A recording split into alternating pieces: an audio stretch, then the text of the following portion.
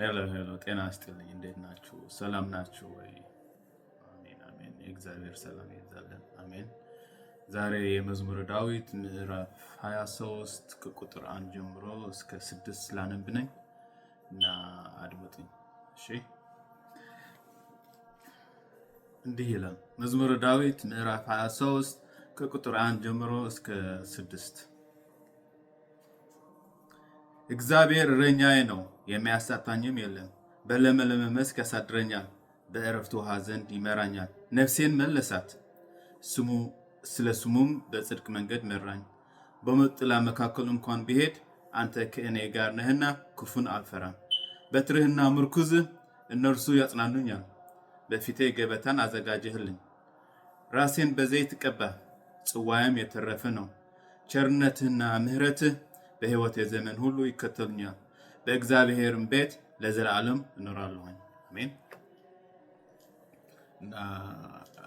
I just want to wish ኢትዮጵያን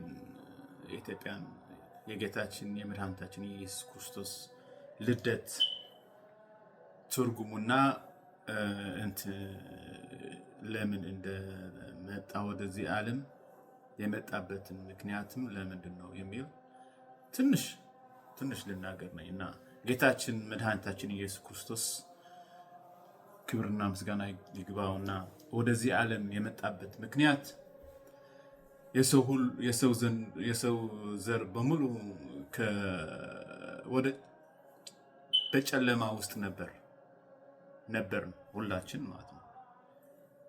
አንደኛ ምክንያት የመጣበት ወደዚህ ዓለም ከጨለማ ወደ ብርሃን ሊያሸጋግረን ነው እና የጌታችን የመድኃኒታችን የኢየሱስ ክርስቶስ ልደት actually የተወለደበት በዚህ ዓለም እኛን ለማዳን ከጨለማ ወደ ብርሃን ለመሸጋገር ከሞት ወደ ሕይወት ጠፍተነው በነበርን መንገድ ወደ እርሱ መንገድ የሚመልሰን ጊዜ ስለሆነ ለሱ ክብርና ምስጋና ይገባዋል። ምክንያቱም መጥቶ አስተምሮናል፣ እንዴት አድርገን እንደምኖር፣ እንዴት አድርገን ይቅር እንድንባባል፣ ፍቅር እንዴት አድርገን እንደምንዋደድ፣ ሕፃን ታላቅ፣ እህትና ወንድም ሁሉ የተጣላ እንዴት አድርገን ይቅር እንደምንባባልና በእርሱ ስም ሕይወት እንዲኖረን ሊያስተምረን